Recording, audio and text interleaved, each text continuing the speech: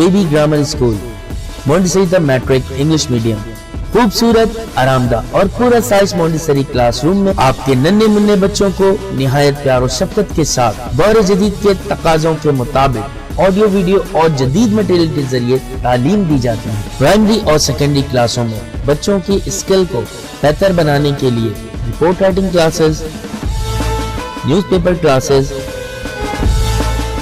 Science activity, presentation classes اور practical پر بھی خصوصی توجہ دی جاتی ہے، جس کے ذریعے بچے تھیوری کے ساتھ ساتھ عملی مہارت بھی حاصل کرتے ہیں۔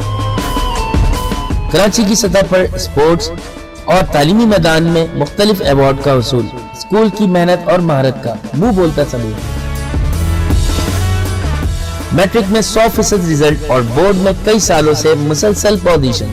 داخلے کے لیے رابطہ کریں کیمپس 1 شاہ ولی اللہ نگر، کیمپس 2 رحمت چوک، فون 0213 666 1749 0213 640 6946۔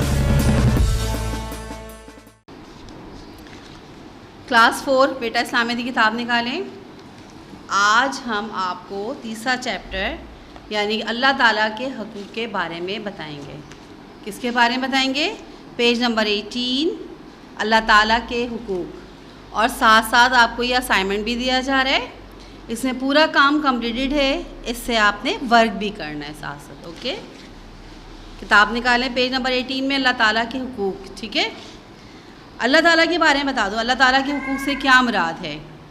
حقوق اللہ، اللہ تعالیٰ کے حقوق اللہ، حقوق جو ہے وہ عربی زبان کا لفظ ہے اور یہ حق کی جمع ہے۔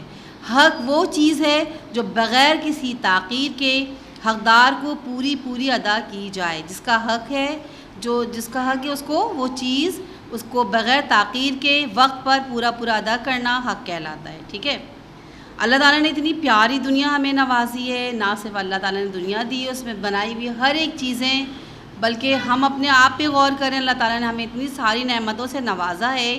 اچھی صحت، آنکھیں اتنی بڑی نعمت ہے، سننے کی طاقت دی ہے، بولنے کی طاقت دی ہے، چلنے کی ہمت دی ہے۔ تو یہ ساری طاقتیں ہمارے لیے کیا ہے؟ اللہ کی طرف سے ایک تحفہ ہے، ایک نعمت ہے۔ اس کے لیے ہم کیا کرتے ہیں؟ اللہ کا شکر ادا کرتے ہیں۔ اور زندہ رہنے کے لیے ہمیں کیا دیا ہے؟ ہوا، پانی، غذا، دنیا کی بے شمار نعمتیں ہمارے لیے اللہ تعالیٰ نے بنائی ہے، اور یہ نعمتیں اللہ تعالیٰ نے اپنے بندوں کی آسانی کے لیے بنائی ہے۔ تو ہمیں کیا کرنا چاہیے؟ اللہ تعالیٰ کا شکر ادا کرنا چاہیے۔ ٹھیک ہے نا؟ سورہ ابراہیم میں ارشاد خداوندی ہے، اگر تم اللہ کی نعمتوں کو گننے لگو گے تو بے شمار ہونے کی وجہ سے تم انہیں گن نہیں پاؤ گے۔ جس طرح آسمان پہ ستارے ہیں، اگر ہم انہیں ایک رات میں بیٹھنے کی کوشش کریں، بیٹھ کے گننے کی کوشش کرتے ہیں تو پتہ ہے صبح ہو جاتی ہے اور ہم گن نہیں پاتے۔ اسی طرح اللہ کی نعمتیں ہیں، اگر ہم بیٹھیں گے گننے کے لیے تو کیا ہوگا؟ زندگی تمام ہو جائے گی، اس کی نعمتیں ہم گن نہیں پائیں گے۔ یعنی ہر چیز میں اللہ تعالیٰ کی حکمت نظر آئے گی۔ خوبصورت کھلتے ہوئے پھول کہ کس طرح وہ کلیوں سے کھلتے ہیں پھول، خوبصورت الگ الگ رنگ اللہ نے نوازے ہیں، الگ الگ خوشبو نوازا ہے اللہ نے۔ اتنے مزیدار پھل ہوتے ہیں جو بہت زیادہ اگر کچے ہوں تو کھٹے ہوتے ہیں، اور اچانک پکے ہو کے میٹھے، اتنے زیادہ میٹھے ہو جاتے ہیں۔ یہ صرف خدا کی قدرت کا ہی عمل ہوتا ہے۔ ٹھیک ہے نا؟ ہمارا فرض ہے کہ ہم دل، زبان اور عمل سے اللہ تعالیٰ کے انعامات کا شکر ادا کریں۔ یعنی اللہ تعالیٰ نے جو چیزیں ہمیں نوازی ہیں، انعامات اکرامات دیے ہیں، اس کا شکر ادا کریں۔ اللہ تعالیٰ کا شکر کیسے ادا کرتے ہیں؟ دل سے بھی کرتے ہیں، عمل کے ذریعے بھی کرتے ہیں، اور زبان سے بھی کرتے ہیں۔ ٹھیک ہے نا؟ ہمارے پیارے نبی صلی اللہ علیہ وسلم یعنی خاتم النبیین اللہ تعالیٰ کا بہت شکر ادا کرتے تھے۔ آپ صلی اللہ علیہ وسلم راتوں کو جاگتے تھے، اللہ تعالیٰ کی عبادت کرتے تھے، اور اللہ تعالیٰ کے سامنے روتے اور گڑ گڑاتے تھے، کیونکہ پتہ ہے انہیں بھی کہ اللہ تعالیٰ خشوع و خضوع کے ساتھ عبادت کو پسند فرماتا ہے، کیونکہ اللہ کو عاجزی پسند ہے۔ حضرت عائشہ رضی اللہ تعالیٰ عنہ نے ایک دفعہ آپ صلی اللہ علیہ وسلم سے پوچھا کہ آپ صلی اللہ علیہ وسلم اللہ تعالیٰ کے پیغمبر ہیں، اللہ تعالیٰ کے پیارے نبی ہیں، اللہ تعالیٰ نے آپ کی بخشش فرما دی ہے، پھر آپ اتنی عبادت کیوں کرتے ہیں؟ آپ صلی اللہ علیہ وسلم نے جواب دیا، عائشہ کیا میں اللہ کا شکر گزار بندہ نہ بنوں؟ کیونکہ مجھے بھی تو ضرورت ہے نا، کہ اس نے مجھے بھی تو نعمتیں دی ہے، اس کا شکر ادا کرنا مجھ پر بھی واجب ہے، مجھ پہ بھی فرض ہے۔ میں لازم اس کا ہے، مجھ پہ یہ فرض ہوتا ہے کہ میں اس کا شکر ادا کروں، نماز کی صورت میں، دعاؤں کی صورت میں، ٹھیک ہے نا، اللہ کے سامنے گڑ گڑا کے دعا کرنا، اس کے سامنے عاجزی سے انکساری سے مانگنا، یہ شکر کے معنوں میں ہی آتے ہیں۔ اب ہم پہلی ہیڈنگ کے بارے میں پڑھیں گے، یہ حقوق کیا ہے۔ حقوق کے بارے میں پہلا جو حق آتا ہے وہ ہے توحید۔ توحید کیا ہے؟ اللہ کو دل سے ایک ماننا اور جاننا، ٹھیک ہے نا، کیونکہ وہی پوری دنیا کا پیدا کار ہے، اور اس نے نہ صرف دنیا کو پیدا کیا ہے، وہ زندگی اور موت کا مالک ہے، وہی سب کو رزق دیتا ہے۔ موت اور زندگی جب اس کے اختیار میں ہے تو ہمیں اللہ کے بارے میں پتہ ہے کہ جب زندگی اسی نے دی ہے اور زندگی چھیننے والا بھی وہی ہے، کیونکہ وہ ہر چیز پہ قادر مطلق ہے، تو وہی اس کا مالک ہے، تو پھر ہمیں کیا، ہمارا ایمان پختہ ہو جاتا ہے اللہ کے اوپر، ٹھیک ہے نا۔ عزت دینے والا اور ذلت دینے والا بھی وہی ہے، ہر چیز اسی کے ہاتھ میں ہے، ہر چیز وہ جانتا ہے۔ اگر ہم کوئی چیز چھپ کر کریں، کوئی عمل چھپ کر کریں تو اس سے ہم چھپ نہیں سکتے، وہ ہر جگہ حاضر ہے اور وہی سب کی حاجتیں پوری کرتا ہے۔ کہتے ہیں اگر ایک جوتے کا تسمہ بھی ٹوٹ جائے تو اللہ سے مانگو، اللہ سے مانگو، یقیناً وہی پورا کرنے والا ہے، وہ آپ کی ساری مشکلات کو پورا کر دے گا۔ بندے کا توحید پہ پختہ یقین بھی ہو اور زبان سے اقرار، یعنی کہ لا الہ الا اللہ کہہ کے اس بات کا اقرار کرنا، توحید پر دل سے یقین رکھنا، زبان سے اقرار کرنا بندے پر اللہ تعالیٰ کا سب سے بڑا حق ہے۔ توحید کا مقابل یعنی کہ کہا یہ جاتا ہے کہ اللہ کو ایک ماننا، اس میں کسی کو شریک نہ ٹھہرانا، یہ ہم پر لازم و فرض ہے۔ اور ارشاد خداوندی ہے، بے شک اللہ تعالیٰ شرک کو معاف نہیں کرتا، معاف نہیں فرماتا۔ سورہ مائدہ میں ہے، ارشاد خداوندی ہے، بے شک جس نے بھی اللہ تعالیٰ کے ساتھ کسی کو شریک کیا تو اللہ نے اس پر جنت حرام کر دی اور اس کا ٹھکانہ جہنم ہے۔ یعنی اتنی سی بات تو ہمیں اتنی سی لگ رہی ہے، لیکن یہ بہت بڑی بات ہے کہ اللہ تعالیٰ کے ساتھ کسی کو شامل کرنا بھی شرک ہے، اور اتنا سا عمل ہمارا کیا ہوگا، جہنم میں لے جائے گا۔ حضرت ابو ہریرہ سے روایت ہے کہ آپ صلی اللہ علیہ وسلم نے فرمایا کہ 7 ہلاک کرنے والے گناہوں سے بچو۔ صحابہ نے پوچھا وہ کیا ہے؟ آپ صلی اللہ علیہ وسلم نے فرمایا، کسی کو اللہ کا شریک نہ ٹھہراؤ، جادو کرنا، نہاں قتل کرنا، یتیم کا مال کھانا، جہاد کے دن دشمن کو پیٹھ دکھانا یعنی کہ بزدلی کرنا، پاک دامن ایمان والی بے خبر عورتوں پر تہمت لگانا یعنی کسی پر بے جا تہمت لگانا، اور سود وغیرہ جیسے گناہوں کا ذکر آیا ہے۔ یہ تو وہ موٹی موٹی باتیں ہیں جس کا ہماری زندگی میں عمل دخل ہوتا ہے، اور اس سے بچنا چاہیے، کیونکہ اس کی معافی نہیں ہے، اس لیے کلیئر بتا دیا گیا ہے اس کی معافی نہیں ہے، اور اس میں شامل ہونے والے یا اس کے دل میں اگر ہلکا سا بھی خیال آنے سے ہمیں جہنم کے دروازے پہ دھکیل دیا جائے گا، پتہ ہے نا آپ کو۔ نمبر 2 میں آتے ہیں عبادت۔ کیا ہے؟ عبادت۔ عبادت کا مطلب ہے بندگی، یعنی بندہ اپنے بندہ ہونے کا ثبوت دے، اور یہ اس طرح ہو سکتا ہے بندہ صرف اللہ کے سامنے عاجزی و انکساری کے ساتھ جھک جائے اور سجدہ کرے اور اسی سے مانگے، کیونکہ ہمیں پتہ ہے ساری چیزوں کا پیدا کردہ وہی ہے، وہی ہمیں ہر چیز سے نوازتا ہے، ساری دنیا، پوری دولت، ہر چیز اسی کے اختیار میں، تو ہم کسی اور سے کیوں مانگنے جائیں؟ جب سب کچھ اس کے پاس ہے تو جس کے پاس جو کچھ ہوتا ہے ہم اسی کے پاس جاتے ہیں مانگنے کے لیے کہ ہمیں دے دے۔ اگر کسی کے پاس کچھ نہیں ہے، مانگنے کا کوئی فائدہ نہیں ہوگا، تو آپ اس کے پاس ہی جاتے ہیں جس کے پاس ساری چیزیں موجود ہوں، ٹھیک ہے نا۔ ارشاد خداوندی ہے، اور میں نے جنات اور انسانوں کو صرف اور صرف اپنی عبادت کے لیے پیدا کیا ہے۔ پوائنٹ نمبر 3 میں آئیں گے، اطاعت، ٹھیک ہے نا۔ اطاعت کے بارے میں کیا؟ اطاعت سے مراد ہے حکم ماننا اور اس پر عمل کرنا۔ بندے کو چاہیے اللہ تعالیٰ نے اپنی عبادت کے لیے جو احکامات دیے ہیں ان کو مکمل طور پر ادا کرے، نماز کی پابندی کرے، زکوٰۃ ادا کرے۔ نماز کی پابندی نہ صرف آپ کو چابند رکھتی ہے بلکہ اللہ کے سامنے آپ کو ایک پابند پرہیزگار بندہ بننے میں مدد دیتی ہے۔ یہ ایک ایسی عبادت ہے جو آپ پہ فرض قرار دے دی گئی ہے۔ 5 وقت اللہ کے سامنے باوضو ہو کر ہم کھڑے ہوتے ہیں اللہ کی پکار پر کہ بندہ حاضر ہے اور آپ کے سامنے، اور عاجز و انکساری کے ساتھ اللہ سے جڑ جاتا ہے، اسے دنیا کی خبر نہیں ہوتی، صرف اور صرف اللہ ہی کے سے لو لگا لیتا ہے وہ، ٹھیک ہے۔ رمضان کے روزے رکھے اور استطاعت ہونے کی صورت میں کم از کم ایک حج کرے اور اس کے گھر حاضر ہونا ہی حج کہلاتا ہے۔ عبادت بندے کو مخلص ہونا چاہیے، کیونکہ یہ نہ سوچ کے عبادت کرے کہ ہمیں اس عبادت، یہ لالچ میں نہ کرے کہ ہمیں یہ تو ہے کہ اللہ اس کا انعام ضرور دیتا ہے، اس کے بدلے میں اللہ تعالیٰ جنت میں ہمارے لیے بہت ساری چیزیں رکھا ہے انعام کی صورت میں، لیکن عبادت جو ہے خالص ہونا چاہیے، اخلاص کے ساتھ کرنا چاہیے، اللہ کی رضا کے لیے کرنا چاہیے۔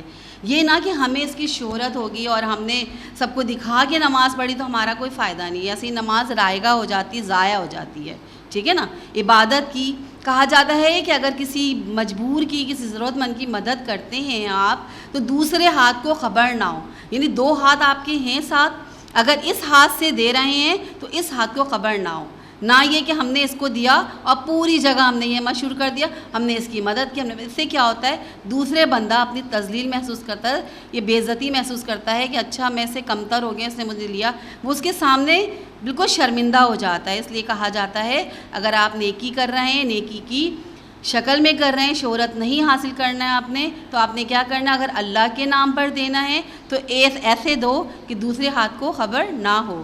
اب پوائنٹ نمبر ہم 4 میں آتے ہیں، یہ ہے شکر۔ کیا ہے یہ؟ شکر کے بارے میں۔ شکر بہت بڑی نیکی ہے، اللہ تعالیٰ کے انعامات پر شکر کرنا فرض ہے۔ کیوں فرض ہے؟ کیونکہ کسی نے اگر ہمیں کوئی چیز دی ہوتی ہے تو ان کا تھینکس ادا کرتے ہیں، شکریہ ادا کرتے ہیں، دل سے بھی کرتے ہیں کہ ہماری ضرورت کے وقت اس نے ہماری ضرورت کو پورا کر دیا، یہ کتنا اچھا انسان ہے جس نے ہماری ضرورت کو محسوس کیا، اور نہ صرف محسوس کیا بلکہ اسے پورا بھی کر دیا۔ تو اللہ تعالیٰ نے ہمیں اتنی ساری نعمتیں دی ہیں، اس کا شکر تو ہم پہ لازم ہے نا۔ جب ہم سوتے ہیں تو سمجھو ہم ختم، مر جاتے ہیں اس وقت، ٹھیک ہے نا، لیکن جب ہم صبح اٹھتے ہیں تو اس نے ہمیں نئی زندگی دی ہوتی ہے۔ تو ہر دن تو عمل، ہر دن کا عمل ہمارا نیا ہونا چاہیے، ہر دن ہمیں نئی زندگی مل رہی ہے تو ہر دن کا عمل بھی نیا ہونا چاہیے، ٹھیک ہے۔ ہر وقت دل، زبان اور عمل سے اللہ تعالیٰ کا شکر گزار بندہ ہونا چاہیے۔ اے ایمان والو، اللہ کا بہت بہت شکر ادا کیا کرو اور اسی سے مانگا کرو۔ اس کا شکر ادا کرنے کے بہت سارے طریقے ہیں، آپ کریں گے انشاءاللہ آپ کو جنت میں اس کے بدلے بہت کچھ ملے گا، ٹھیک ہے۔ صبر کے بارے میں پڑھتے ہیں، پوائنٹ نمبر 5 ہے صبر۔ بندے کو چاہیے کہ جب اس پر مشکل وقت اور مصیبت آئے تو صبر کرے، صبر کرے، اللہ تعالیٰ صبر کرنے والے کے ساتھ ہے، ٹھیک ہے نا۔ کہا بھی یہی جاتا ہے اے ایمان والو صبر کرو۔ کیوں کہا جاتا ہے صبر کرو؟ بعض اوقات بعض چیزیں ہم نے مانگا، ہو سکتا ہے کہ یہ ہمارے لیے بہتر نہ ہو، کیونکہ ہم تو نہیں جانتے نا کہ یہ ہمارے لیے کتنی نقصان دہ ہے۔ اگر ہم نے ہمیں دانستہ شکل میں ہم نے اس کو مانگ لیا اور وہ ہمارے لیے کسی مصیبت کا باعث بن جائے تو اللہ تو بہتر جانتا ہے کہ کیا صحیح ہے اور کیا غلط۔ اگر ہم نے مانگا ہے اور یہ ہمارے لیے صحیح نہیں ہے تو اللہ نے کیا کیا، وہ دعائیں رد نہیں کیا آپ کی، بلکہ وہ دعائیں آپ کی حفاظت سے رکھ دی۔ آپ نے مانگا تھا اس سے عاجزی انکساری کے ساتھ، اب ہم کہتے ہیں اللہ تعالیٰ نے میری سنی نہیں اور ہماری دعائیں قبول نہیں کیا اس نے، نہیں، وہ آپ کی دعائیں ہیں اور وہ آپ کی ضرورت پڑنے پر انشاءاللہ وہ آپ کو ضرور دے گا۔ صبر کرنا چاہیے، اللہ تعالیٰ صبر کرنے والے کے ساتھ ہے۔ سورہ بقرہ میں ارشاد خداوندی ہے اور ان صبر کرنے والوں کو خوشخبری دو، جب ان کو مصیبت آتی ہے تو وہ کہتے ہیں کہ ہم سب اللہ کے ہیں، یعنی کہ جب ان کو مصیبت آتی ہے تو وہ کہتے ہیں ہم سب اللہ کے ہیں، ہم اور اسی کی طرف واپس جائیں گے، ٹھیک ہے نا، کیونکہ اللہ کے ہیں اور اسی طرح واپس چلے جائیں گے۔ اور ایک جگہ ارشاد خداوندی صبر اور نماز اللہ تعالیٰ کی مدد طلب کرو، بے شک اللہ تعالیٰ صبر کرنے والوں کے ساتھ ہے۔ آپ مشکل سے مشکل وقت میں بھی صبر کیا کرتے تھے۔ آپ صلی اللہ علیہ وسلم کا ارشاد ہے، مومن کی بھی عجیب شان ہے، نعمت میں شکر کرے تو اجر ملتا ہے اور مصیبت میں صبر کرے بھی تو اجر ملتا ہے، یعنی کہ ہر حالت میں صبر کرنے کا اجر ہے۔ یا آپ بہت زیادہ نعمتیں اللہ تعالیٰ نے دی ہے تو شکر ادا کریں اس کا تو اجر ملے گا، اور اگر مصیبت میں ہیں تو صبر کریں تو بھی اجر ملے گا ہر صورتوں میں، ٹھیک ہے نا۔ توکل پوائنٹ نمبر 6 میں ہے توکل۔ کیا ہے توکل؟ توکل ہے کیا؟ بندے کو چاہیے ہر کام کو اللہ تعالیٰ پر توکل کرتے ہوئے شروع کرے۔ یہ توکل علی اللہ، یعنی کہ اللہ پہ بھروسہ، اللہ پر مکمل یقین، اللہ پر ہی، کیونکہ وہ پوری طاقت اسی کے پاس ہے تو ہم کیا کریں گے؟ اللہ تعالیٰ کے پاس اللہ تعالیٰ دعا کریں گے اس کی کوشش کامیاب ہو. ہم کیا کرتے ہیں اور نتیجہ اس کے حق میں بہتر ہو. اللہ تعالیٰ پر توکل کرنے سے بندے کی کوشش کے بعد جو نتیجہ نکلے گا وہ اس کے حق میں بہتر ہے. ارشاد خداوندی اگر تم اللہ پر ایمان رکھتے ہو تو صرف اسی پہ توکل کرو، صرف اسی پہ توکل کرو. ساری طاقتیں اس کے پاس ہے، ساری نعمتیں اس کے پاس ہے، ساری دولت اس کے پاس ہے. دنیا میں زندگی دینا کوئی بھی ہمیں صرف ڈرا سکتا ہے، ہماری زندگی نہیں چھین سکتا. صرف ہمیں ڈرا سکتا ہے، ہماری زندگی نہیں چھین سکتا، کیونکہ ہمیں پختہ یقین ہے ایز اے مومن کہ ہم مسلمان ہیں اور ہماری موت وہ چاہے تو ہی آ سکتی ہے ورنہ نہیں آ سکتی. دنیا کی کوئی بھی طاقت ہم سے ہماری زندگی کو ختم نہیں کر سکتا. ٹھیک ہے نا؟ تو اللہ کے پاس ساری طاقتیں موجود ہیں. اس پہ توکل یعنی بھروسہ کرنا. توکل کا مطلب ہے بھروسہ کرنا. نمبر 7 میں آئیں گے ڈرنا. یقیناً جب اللہ پہ بھروسہ کریں گے، اس کی طاقت پہ اس کو ہم یقین رکھیں گے اس کی طاقت پر، تو کیا کریں گے؟ اللہ ہی سے ڈریں گے. اور اس کی ہمیں یہ بھی ڈر ہوگا اگر ہم نے اس کی نافرمانی کی، اس کی بات نہ سنی، اس کی باتوں پہ عمل نہ کیا، یا اس کے عمل پہ ہم نے کوتاہی کی، تو یقیناً ہر چیز کو دیکھ رہا ہے، ہر چیز کو باریکی سے دیکھ رہا ہے اور وہ ہم چھپا نہیں سکتے کسی بھی حال میں. فرشتے ہمارے اعمال نامے میں ہماری ساری حرکتوں کو، ساری چیزیں جو ہم دنیا میں کر رہے ہوتے ہیں یا سوچ رہے ہوتے ہیں وہ ساری نوٹ کر رہے ہوتے ہیں. اگر آپ نے ایک نیک عمل کیا، ایک اچھا عمل کرتے، صرف ایک آپ نے کہہ دیا سبحان اللہ، ایک لفظ آپ نے کہا سبحان اللہ، تو سوچیں ایک ایک لفظ پہ آپ کو پتہ ہے 10 نیکیاں ہیں. تو اللہ تعالیٰ کے سارے الفاظ آپ نے قرآن کے اگر آپ نے ایک تلاوت کر دی، ایک لائن بھی پڑھ لی اگر وقت نکال کر، تو اللہ نے کہا میرے لیے اس نے وقت نکالا اور اس کی مجھ سے پڑھا، مجھے میرے لیے عبادت کی اس نے. کوئی بھی چیز سے اچھا اللہ تعالیٰ کی نافرمان بندوں کے لیے کیا ہے پتہ ہے آپ کو؟ جہنم کے دروازے کھلے ہوئے ہیں، پھر ان کو اس کے لحاظ سے سزائیں ملیں گی. بے شک جو لوگ اپنے رب سے بے دیکھے ڈرتے ہیں ان کے لیے مغفرت ہے، بہت بڑا اجر مقرر ہے. پوائنٹ نمبر 1 میں آتے ہیں توبہ. بندے کو چاہیے کہ جب اس سے گناہ ہو جائے تو اللہ تعالیٰ سے معافی مانگے. جب بندہ اللہ تعالیٰ سے معافی مانگتا ہے تو اللہ تعالیٰ اس کی عاجزی پر خوش ہوتا ہے، اس کی گناہ معاف کر دیتا ہے. وہ ارشاد خداوندی ہے بے شک میں بہت معاف کرنے والا ہوں اس کو جو توبہ کرتا ہے، میں معاف کر دیتا ہوں. یعنی اللہ تعالیٰ اپنے بندوں سے اتنی زیادہ محبت کرتا ہے، اگر دانستہ میں یا اگر نہ پتہ ہو ہمیں، اگر غفلت میں ہم نے اگر کوئی کوتاہی کری ہو یا گناہ کیا ہو، تو اگر اس کی معافی مانگے تو یقیناً بہت بڑا ہے، وہ عظیم ہے، وہ معاف کر دے گا. اس کی کیا اچھا یہ ساری چیزیں کرنے سے کیا فوائد ہیں؟ اگر ہم نے اس کی باتوں پہ عمل، جو میں نے باتیں بتائی ہیں آپ کو، اس پہ عمل کرنے سے کیا فائدے ہیں؟ پہلا تو فائدہ یہ ہے اللہ تعالیٰ بندے سے راضی ہوتا ہے اور اس سے محبت کرتا ہے. ٹھیک ہے نا؟ نمبر 2 اللہ تعالیٰ بندے پر اپنے انعامات زیادہ کر دیتا ہے. جتنی عبادتیں ہوں گی اتنے زیادہ انعامات ہوں گے، جتنے آپ کے نیک عمل ہوں گے اتنی عبادتیں جتنی زیادہ ہوتی جائیں گی، آپ کا کیا ہوگا؟ اتنے انعامات زیادہ ہوتے جائیں گے. ٹھیک ہے نا؟ کیونکہ آپ کے اعمال نامے کیا وزن بھاری ہوتا جائے گا. اللہ تعالیٰ کے بندے کی مشکلات حل کرتے ہیں، مصیبتیں دور کرتے ہیں. بندے کے ہر کام میں اللہ تعالیٰ برکت پیدا کرتے ہیں، کیونکہ برکت ہونی چاہیے. اب ہم ہر کام سے پہلے کہتے ہیں نا بسم اللہ. بسم اللہ کہنا کیوں ضروری ہے؟ ایک چھوٹا سا عمل ہے، لیکن ہم نے ہر کام شروع کرنے سے پہلے اللہ کا نام لیا. بسم اللہ کہنے سے ہر چیز میں برکت ہوتی ہے. آپ کہہ کر دیکھیں کسی بھی کام کو ابتدا کرنے سے پہلے، یقیناً وہ آپ کے لیے بہت بہتر ہو جائے گا. اگر کسی کام میں کیا ہے، کسی پیسے کے لیے کیا ہے، تو اس میں بھی برکت ہوگی. ٹھیک ہے نا؟ بندے کو زندگی میں سکون اور چین نصیب ہوگا. کیوں سکون اور چین نصیب ہوگا؟ کیونکہ ہمیں پتہ ہے کہ وہی چھیننے والا زندگی وہی دینے والا ہے، دولت وہی دے گا. ہم سو رہے ہیں، ہمیں رزق دینے والا وہ ہے، ہر جگہ دے گا، ہر ایک کو دے گا وہ. ٹھیک ہے نا؟ اپنے بندے کو تنہا نہیں چھوڑتا ہے وہ. بندے میں خودداری، خود اعتمادی پیدا ہوتی ہے، معاشرے میں امن و سکون پیدا ہوتا ہے. بندے کا ضمیر مطمئن رہتا ہے، اس میں حوصلہ پیدا ہوتا ہے. اور فرشتوں کی مجلس میں اللہ تعالیٰ بندے کا فخر سے ذکر کرتا ہے. آخرت میں بندے کو بہت بڑا اجر بھی ملتا ہے، اس کا ثواب بھی دیا جاتا ہے آخرت میں. اور نیک و کار لوگوں کو پتہ ہے آپ کو، اللہ کے نیک بندوں کے ساتھ ان کا نام لکھا جاتا ہے.